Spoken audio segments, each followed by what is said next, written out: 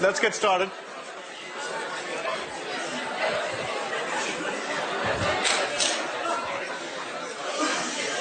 Can you hear me back there? Okay, let's get started. Before I begin, just a couple of announcements. Brad Buren is one of our students here, and he needs a note taker. It's a paid position, so if you are interested, you can stop by after class and see him. He's sitting right here out there. Okay? Second, just a reminder that 6002 does have prerequisites. And the prerequisites are 802 and 1803. Okay. So with that, let me start off with the usual, do a quick review of what we've done so far. So we started out life looking at the laws of physics and Maxwell's equations and so on, and those were way too hard. So we said, let's make life easy for ourselves. So we chose to play in this playground in which we said we shall adhere to the lumped matter discipline, okay, the LMD. So we are in that playground. So this entire course, and for that matter, large parts of EECS are within that playground, okay, within which the lumped matter discipline applies. So as soon as we jumped into the playground, the LMD playground, we could take Maxwell's equations and abstract them out into two very, very simple rules, okay? And the very simple rules were KVL and KCL. KVL simply said that I can sum the voltages in any loop in a circuit, and the resultant will be 0. Similarly, I can sum the currents that enter or exit any node, and the sum will also be 0. So what you can now do is, if you feel like you can go around and brag, oh yeah, we use Maxwell's equations in everyday life. You know, it's cool stuff. So, and the key is that this is really an encapsulation of Maxwell's equations within this playground that we are in. Okay? So I talked about the first method of circuit analysis in the last lecture, and that method simply wrote KVL for all the loops, wrote KCL for all the nodes, and wrote element VI relationships, and together gave you a big bunch of equations, and you sat down and grunged through the equations, and you solved for branch voltages and currents.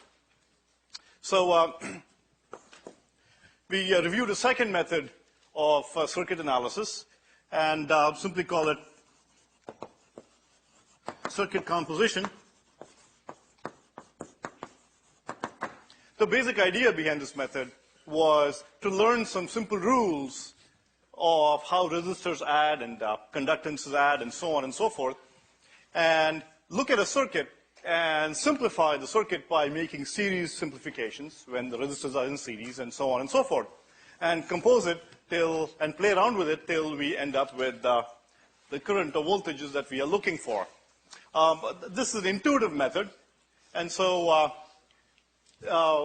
a section in chapter 2, I believe, of the course notes discusses several examples using this method and attempts to make a little bit formal the intuitive approach that is applied in this method. Okay. So we then looked at the node method, and the node method was simply a particular way of applying KVL and KCL. Node method, remember, we took a ground node, then we labeled the nodes of the remaining voltages with respect to that ground, then we wrote KCL for each of the nodes, okay, and when we wrote KCL for each of the nodes, remember, KVL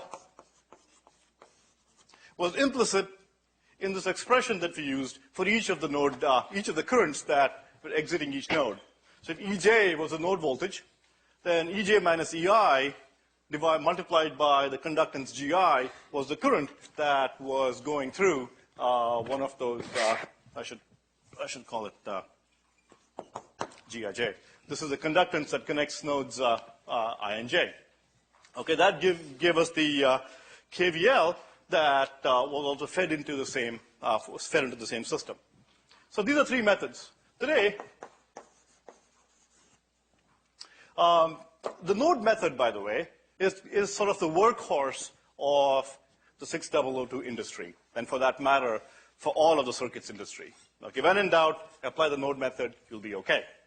Okay, it applies to linear circuits, nonlinear circuits, what have you. What I'm going to do today is go through two more methods. Okay? So notice that the first few lectures of this course, the first three lectures, simply comprise transitioning you from the world of physics to the world of EECS, and then two lectures on giving you a bag of tricks. Okay, so we start you off with a sort of tools, okay, your mallets and chisels and so on and so forth. And these 5 methods are your tools. We'll look at 2 methods today. One method is called the method of superposition, and the second method is called the Thevenin method. And these methods apply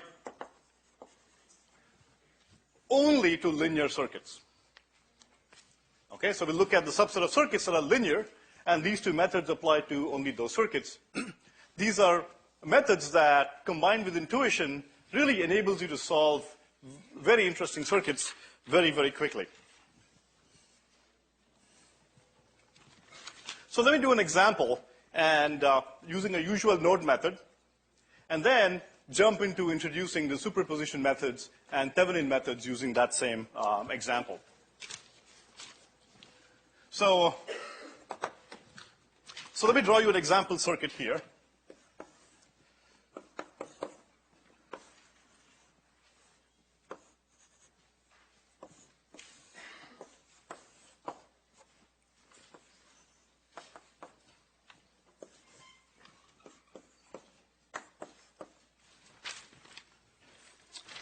So again, I will use this example to introduce the methods of superposition and the Thevenin method.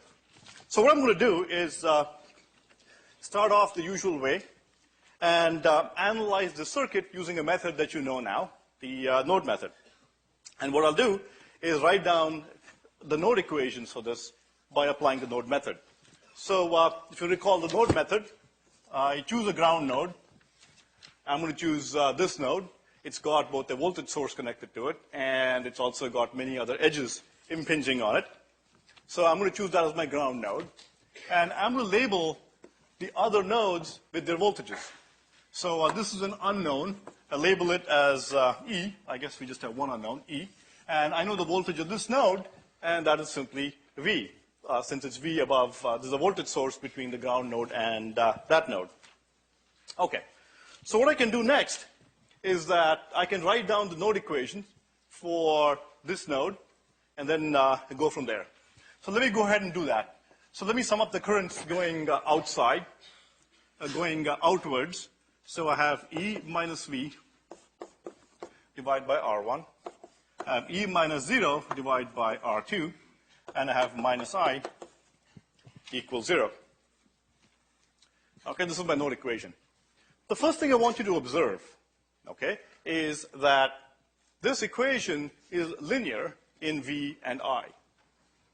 Okay, what I mean by linear is that you don't see terms like VI, a product of VI, or V squared, and things like that. Okay, it's some constant times V plus some constant times I equals some other constant. So that's quite nice. So I'm going to rearrange the terms in the following manner. So I'll move the known sources to the right-hand side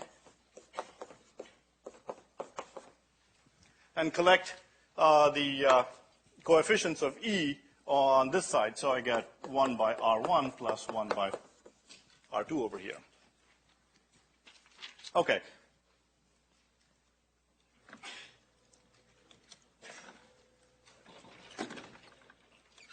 Okay, so stare at this for a moment, and notice again here, I have E, my unknown node voltage.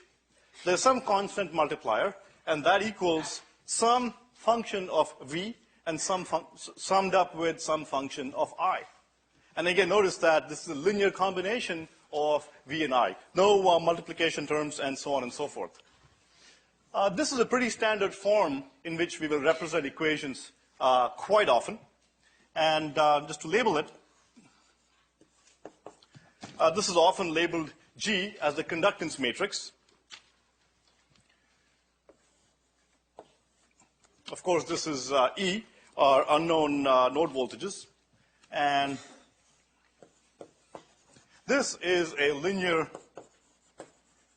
sum of sources.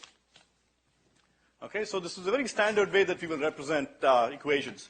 We did that last week as well, or rather on Tuesday, where I took a conductance matrix, multiplied that by a column vector of unknown node voltages, and equated that to some linear combination of my source voltages. The reason this circuit is linear is that I have only linear elements in this circuit. I don't have any nonlinear elements. And because of that, I can rewrite this in the following manner. I'm just going to express E as a function of V and I and bring over to this side. Okay, so it's some function of I. So I get R1, R2 divided by R1 plus R2. And I bring R1, R2 to this side. That's what I get. Okay, so stare at this for a few seconds. Very common form. My unknown node voltage is equal to this stuff on the right-hand side. The stuff on the right-hand side has a term multiplying the source voltage V and some other term multiplying the current I. Okay, and if I were to put this in sort of a symbolic form, my unknown node voltage is some constant times V1 plus some constant times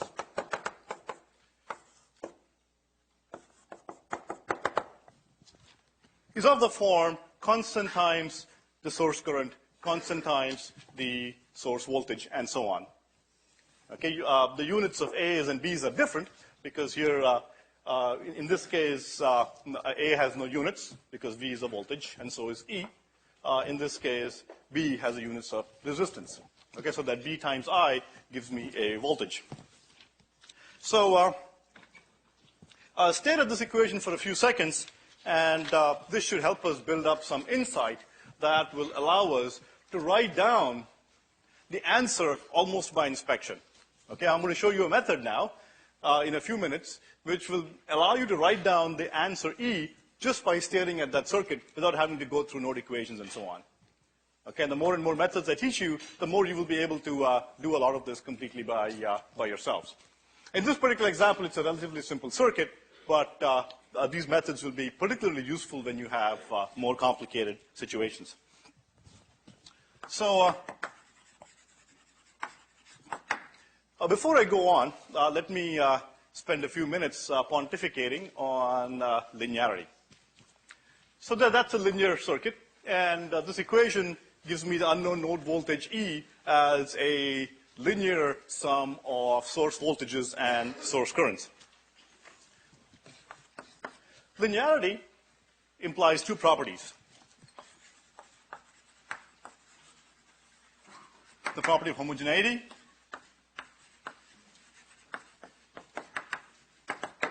and also gives rise to the property of superposition. Let's do homogeneity first.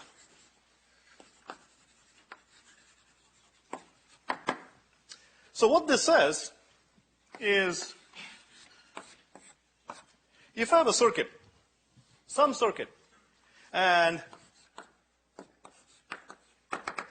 I feed it some sort of inputs, A, then let's say my output is S. Okay, if you're feeling hungry, think of these as apples, and the circuit converts them into applesauce. Okay?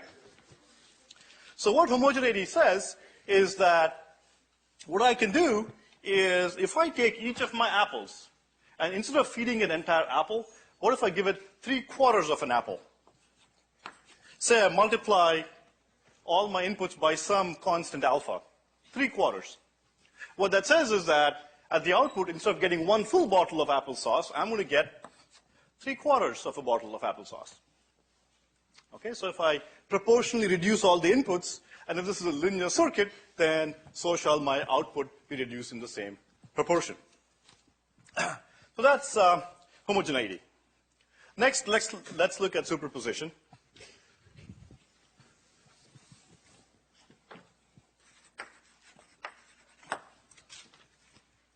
The property of superposition says the following.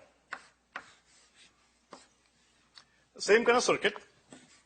If I feed it apples and I get applesauce, okay, I take the same circuit, and this time around, if I feed the circuit a different set of inputs, okay, say blueberries, and let's say my output, oops, let me do it this way. Say as my output, I get blueberry sauce, if such exists. So apples, applesauce, blueberries give me blueberry sauce. Then what I'm going to get if I mix up the two. So let's say I take my circuit, the same circuit, with a set of inputs and, in this example, 1 output. Let's say I mix up my inputs. If I sum up my inputs in the following way, here I feed in A1 plus B1, and here A2 plus B2, and so on. Okay? Then, at the output, I am going to get a mush of applesauce and blueberry sauce. Okay, all this says is that if I apply just apples, I'll get applesauce. If I apply just blueberries, I get blueberry sauce. Then, if I want to figure out how this blender would have worked had I fed in a combination of apples and blueberries, then for the purposes of understanding that blender, all I could have done was taken my 2 outputs and just mix them up together myself, and that's exactly what I'll get. Okay, so if I sum up the inputs, my outputs will also be the sum of the outputs with the inputs applied by themselves. So let me take this here and munge around with it for a few seconds and get something interesting out of it. So notice 2 inputs, outputs. In your notes, I've given you another template for the next set of scribbles I'm going to make here. So use the next set of templates on page 3. So what I'm going to do here is something very simple. Set one output to 0 and feed a voltage V1. Okay, so let's say I feed a voltage V1 and set the other output to 0. And let's say I get Y1 as an output. And in this case, I set the first voltage to 0 and feed a different voltage, V2, on the second input. And let's say my output is Y2. This is just a particular application of the superposition principle I just outlined. Apply V1, set one output to 0. Apply V2, set the original output to 0. Then what I'm going to find is the answer will simply look like this. Just replace for A's and B's what I just did. I'm going to get V1 and 0 here. I'm going to get 0 and V2 here. Okay? And as my output, I'm going to get exactly the sum Y1 plus Y2. Okay, this is simply a particular application of superposition where what I'm saying is the following. If you look at this circuit here, effectively what have I done? Effectively what I've done is apply the voltage V1 on one input, a voltage V2 on the other input. Okay? V1 here, V2 here, and the output is Y1 plus Y2. What I'm saying is look backwards now. What that is saying is that the two components of the output, y1 plus y2, could individually be derived in the following manner. I could get the component y1 by simply applying one of the voltages and setting the other to 0. I can get the other component y2 by setting yet another input to 0 and applying the voltage v2 to get y2. I sum them up, and that's my answer. Okay? So this will become a lot clearer with an example. Again, remember, if I have a bunch of inputs applied to a circuit, V1, V2, and so on, and my output, I get some output, then what this is saying is that I can alternatively find out the answer by applying just one voltage, setting all the others to 0, measuring the output, apply a second voltage, set all inputs to 0, measure the output, okay? And sum up applesauce and blueberry sauce, and there you get the answer. Okay? Let's do an example. And before we go into that, I talked about setting voltage sources and current sources to 0. So first of all, what does it mean to set a voltage source to 0? This is the same as this. Setting a voltage source to 0 is simply replacing the voltage source with a short and setting a current source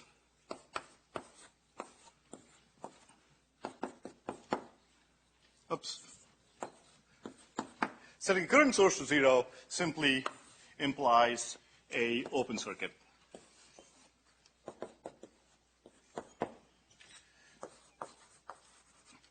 Okay, so when I say 0 that source, if it's a voltage source, short it. If it's a current source, open it. Yes?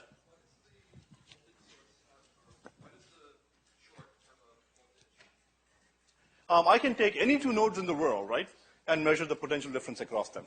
So there may be some potential difference across these set by the circuit that I haven't shown you on this side. There may be some other circuit that is controlling the voltage of these two nodes. The same with the short. The short, the voltage is going to be, what's V going to be? But there is a V, it's 0. Okay. So that's method 4, method of superposition.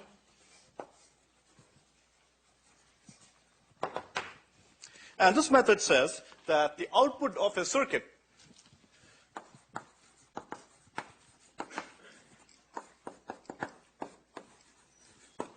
again, remember, I'm focusing on linear circuits. So I have this big playground where LMD applies. And within that playground, I'm playing in the south goal area. In the south goal area, in that subset of the playground, circuits are linear. Okay, so in that part of the playground, superposition applies because their circuits are linear. So the output of a circuit is determined by summing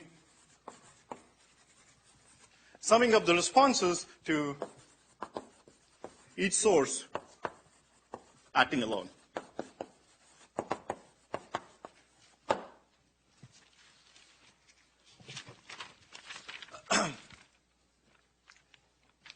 Now, in this statement here, this source stands for independent source.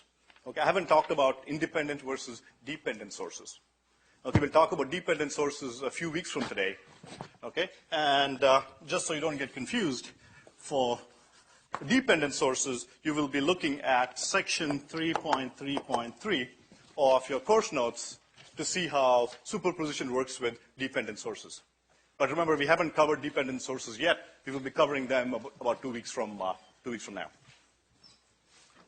Okay. So let's go back to our example and apply the method of superposition to example. So the method says, sum up the outputs of each of those subcircuits where I'm applying one source acting alone. So let me just do this here. So let me start with that circuit, and let me start with shutting I off. So I have a voltage V.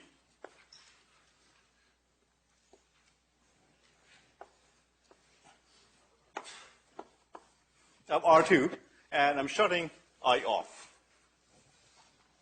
Okay, so I've replaced this with an open circuit. So I is 0. Okay, so let me call the node voltage EV to reflect that component of the node voltage that arises due to V acting alone. Okay, and you should look at this pattern here and very quickly be able to write the answer for patterns like this, a voltage with two resistors. That's called a resistive divider. It will appear again and again and again. And EV is simply V times R2 divided by R1 plus R2. That's still my ground node. Okay, so the voltage here is simply this voltage divided by the two resistances to give me the current, multiplied by R2 to give me the voltage across this R. Remember this pattern, okay? You'll apply voltage divider patterns probably more times than any other pattern that you might imagine. Okay, so that's with the V acting alone.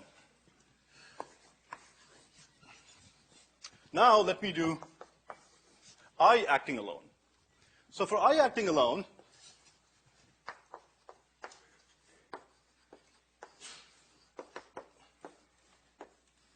pointing up? Yeah. And what I do this time around is replace this with a short,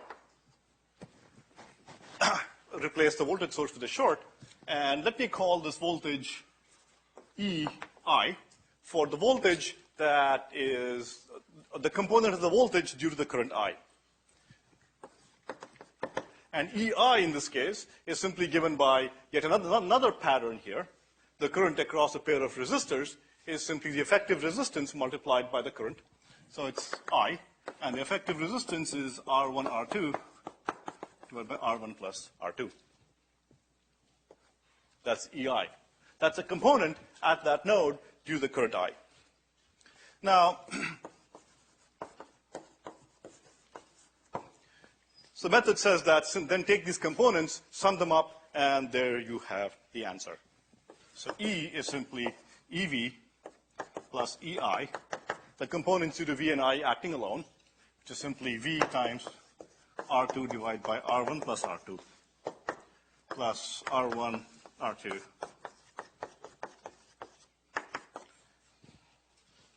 There we go. Fortunately, the fates have been kind to us, and the answer is the same as the answer we obtained with the node method. No surprise here. So this is actually an incredibly simple method. So you can take a very complex circuit. Okay, what have you really done here? You can take a very complex circuit, and you can solve a very complex circuit by breaking it down into many simple individual subproblems. Okay, you will do this in EECS time and time and time again. Okay, whether it's in software systems or hardware systems or what have you. You're oftentimes building complicated systems. Remember Doom on this side? And the way you put these systems together, let's say large software systems, you don't write the whole piece of software starting main and grunge down. You build a lot of little components and tie the components together. In the same manner here, you take a big circuit and you find its behavior for each source acting alone. Okay, lots of little inky-dinky simple circuits. You'll see examples in your homework where you're given a big circuit, but because you set all the I's to 0 and the other V's to 0, the whole circuit almost vanishes, and all that you're left with is a little resistor or two. Okay, so this is a very, very powerful method. Okay, I'd like to do a little a demonstration for you. And what I'm going to show you in this demo is a vat of water. Actually, I'll tell you what it is in a second, but assume it's salt water for now. Okay, I'll apply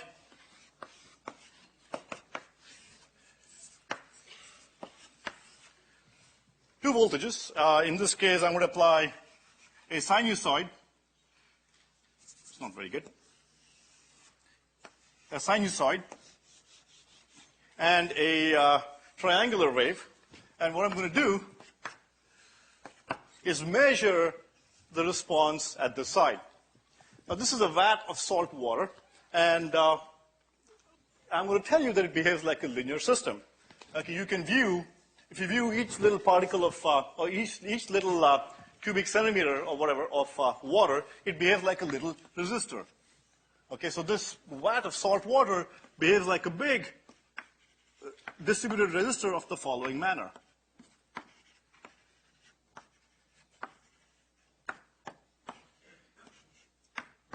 And so on.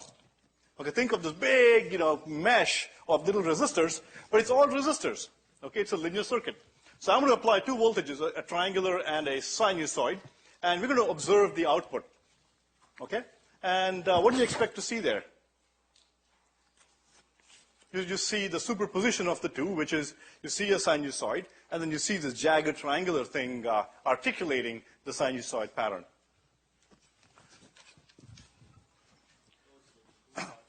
Okay, so what I'm going to do is right now, so don't put any water yet. So this is the vat of nothing right now. It's all empty. Can we show the screen on this side? The oscilloscope screen.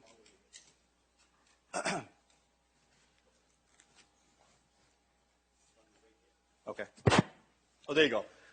So this is the screen of the oscilloscope now. So notice that I have a sinusoid and I have a triangular wave, and the output is 0. And the reason is there's nothing in this vat is empty. So previously when I taught this course, I would get salt water and pour salt water. Okay, then we discovered a much better source of water that conducted electricity like one real mean fluid. Cambridge water. It just works very pleasantly. It just conducts electricity like nothing on earth. And I've been thinking of using Charles River water next time and see what happens. Although there we'll probably get some biological organisms doing strange things at you, but go ahead. Okay, so our friendly demonstration expert, Lorenzo, will pour some water into the vat, and you should begin seeing the output being a superposition of the two. So as he pours, there you go. So you see that? So you do see the sinusoidal articulation and the jagged waveform. And just to have some more fun, what I can do is increase one, and let me increase one of the voltages, and you'll see. So now you know what would have happened if I'd used Charles River water. Okay, so my output keeps increasing as I increase the corresponding waveform. Okay.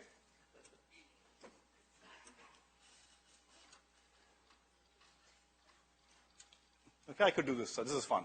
Okay. So let me pause there and go on to the next topic.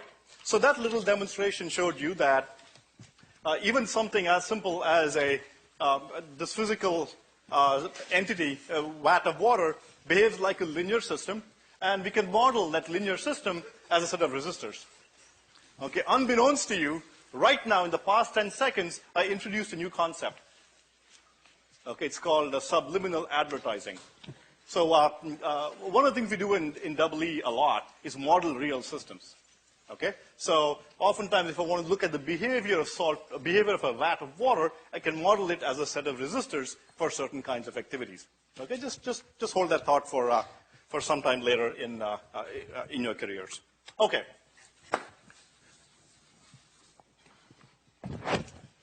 All right. That's method 4, the superposition method. Okay, and remember, it's methods like this that will make your life really, really, really easy. Okay, if you find that you're having to do a lot of grunge in a homework or something, just step back and think superposition. Okay? Think Thevenin, or think composition rules. Okay, there must be a simpler way usually. Okay, let's do the next method.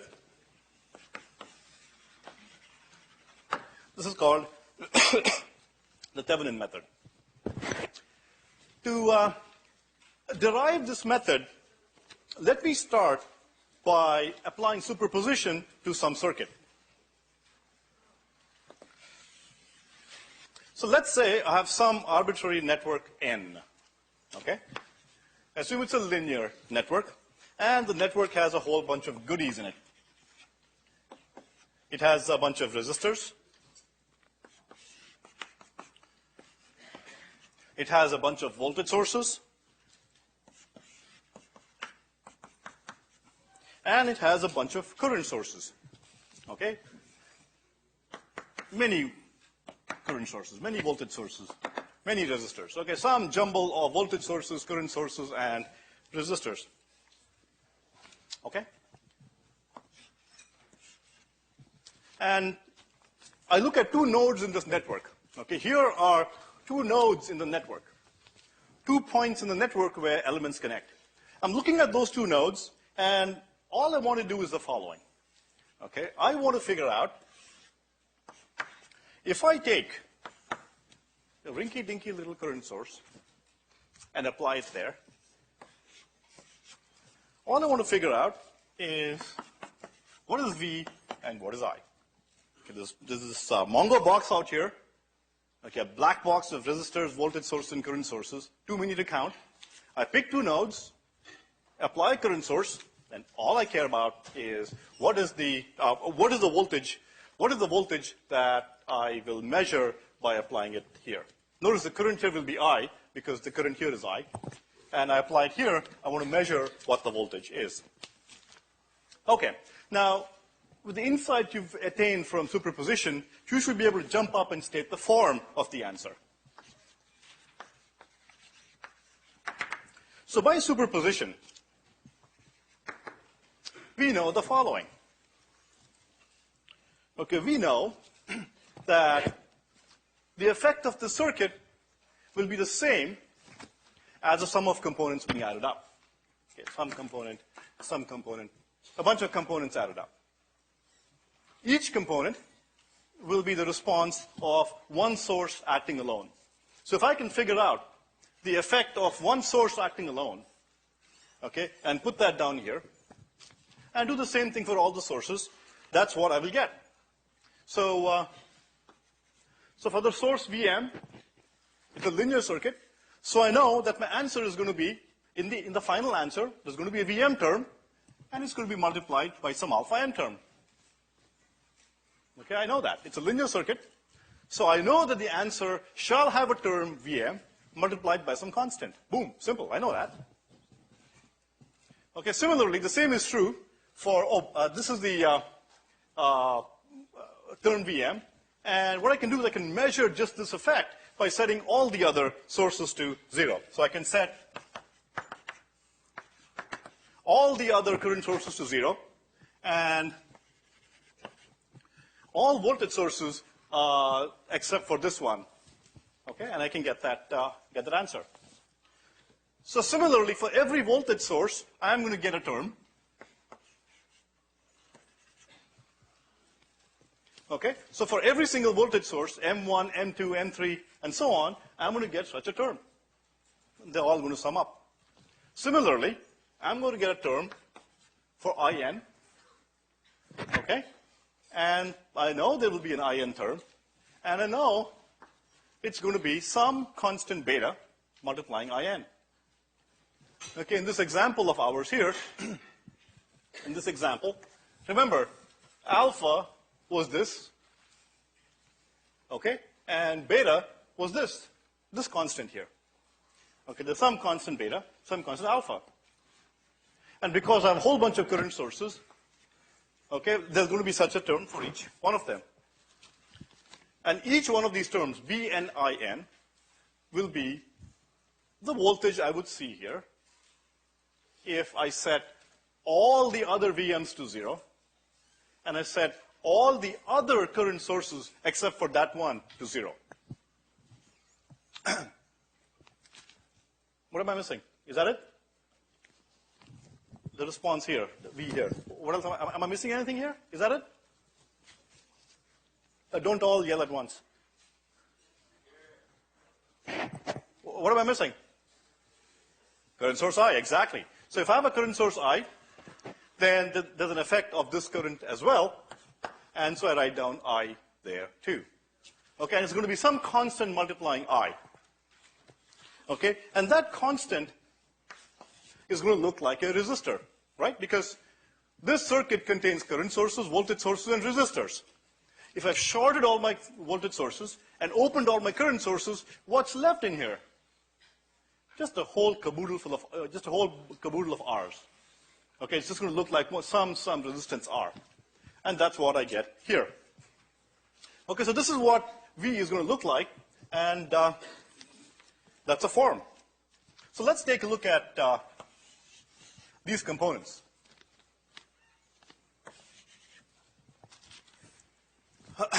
Let's focus on the easy part first. What does this look like? This component looks like an I, looks like a current, and some resistance. What's that resistance given by? Supposing I gave you this network and this current source, and I asked you, tell me R. How would you measure R? What you would do is open all the current sources, short all the voltage sources, put a ohm meter in there, and measure the resistance R. That's R. Okay, so we understand this term. What about this term here? Can someone tell me the units of this term here? This big thing here? Voltage. Okay, this is a voltage, this is a voltage, IR is a voltage. So this behaves like a voltage. Okay, and it behaves like some voltage, V. So notice that as far as this current I is concerned, the rest of the universe, okay, as far as this current source I is concerned, the rest of the universe looks like a resistor and a voltage source behaving in some manner. Okay, and let me just call it VTH for now, and you'll know why in a second.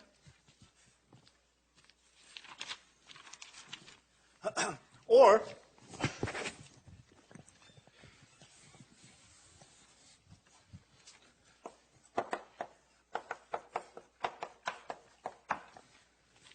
okay, the voltage has a form, some voltage plus Ri. So in other words, as far as this I is concerned, this whole network here, and full of all the nice stuff,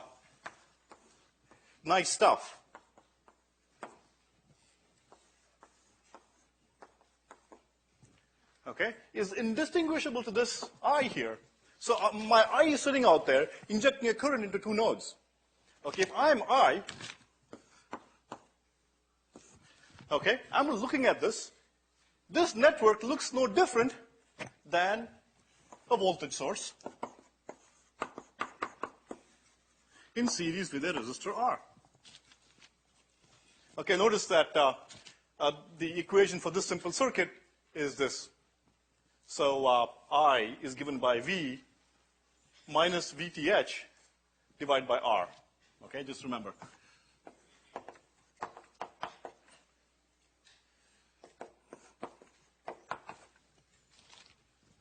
Okay, it's a circuit. In other words, Agarwal sitting here, okay, cannot tell the difference if I'm measuring the voltage here between a circuit that looks like a VTH in series with a resistor or this huge mess of voltage sources and current sources and so on. Okay, now R, now we're going to talk about VTH and R. R is called the resistance of the network as seen from the port with all the sources shut off. Okay, and similarly, VTH, what is VTH? VTH is the open circuit voltage. In other words, if I apply the voltage here, okay, this is the response of all the current sources and all the voltage sources acting together. Okay, so it's as if I took this out and simply measured my V here. It's as if I didn't exist, correct? Because this is the component of I. So if I opened I and measured V, I would get that big term on the left-hand side. Okay, that's my VTH. So that inspires the next method called the Thevenin method.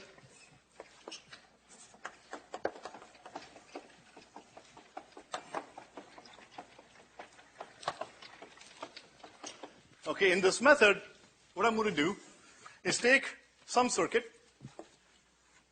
I'm on page 9 with a mess of stuff.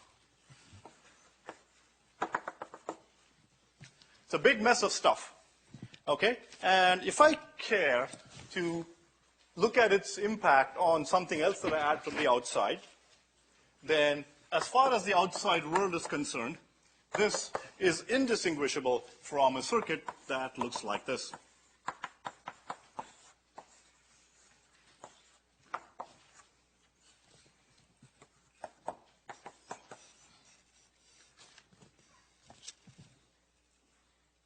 Okay? So what I can do is, if I want to figure out what's happening here, then for the purpose of my analysis, I can, this simple network here with R and VTH becomes a surrogate for this entire mess. So for the purpose of finding out the behavior at this point, I can take this huge mess and replace it with its Thevenin surrogate, or Thevenin equivalent. Okay? This is called the Thevenin equivalent of this big network. Now, let me do an example that will make the method completely clear. Again, remember, in EECS, most of our lives are about how can we make things so simple as being able to be analyzed by inspection. Okay, and so this is a method that takes you further down that path. So let me use the same circuit that I've been using before, my voltage V, R1, R2,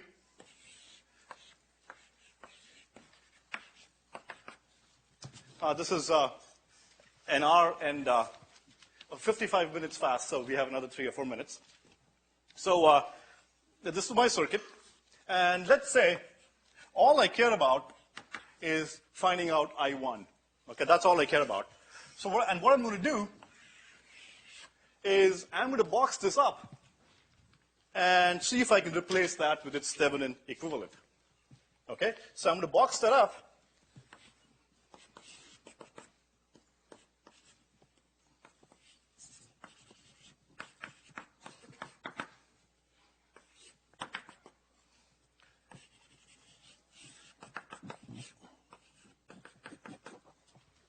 Okay, what I'm saying is that I'm going to box it up and replace it with the Thevenin equivalent. I don't know what VTH and R are at this point. Okay, let me just call it RTH for fun. I don't know what these two values are. But if I knew what these two values were, I can determine I really trivially as follows. I can get I1 as simply V minus VTH divided by R1 plus. So if I knew VTH and RTH, I can write down I1 by inspection in that manner. Okay, so next, finally, how do I get VTH and RTH? You get RTH by looking at this network and shutting off all the voltage sources and measuring the resistance there. So I short my voltage source. That's R1. That's, oops, wrong way. I need to look this way. So looking this way, I open my, that's what I get. So what's RTH? RTH is simply R2. Okay, so I've opened my current source. Similarly for VTH, remember, all I want to do is look at the two nodes, step back, put a voltmeter there, measure the voltage. That's my open circuit voltage. Okay? So the way I do it is I take the circuit and simply measure the voltage there. That's R2. That's my current capital I. Okay? And I simply want to measure the open circuit voltage here, which is what? Which is simply, if I stand back and I kind of gingerly measure the voltage here without disturbing anything, I simply get IR2. Okay, so VTH is IR2, and RTH is R2, and here's the formula for the current in this branch when I replace when I apply a voltage source and a resistor R1 to this little circuit here. Okay, let's pause for, and let me summarize this in about 10 seconds. I have this circuit here. I wanted to find out I1.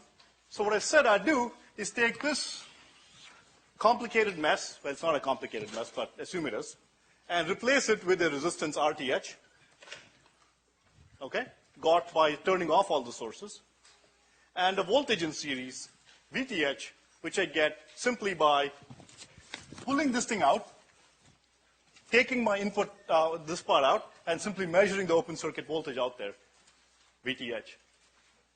Okay? And then I replace that whole network with this new network that they call the Thevenin network, and voila, I get the answer in a second. Okay, you'll have some homework problems on this as well.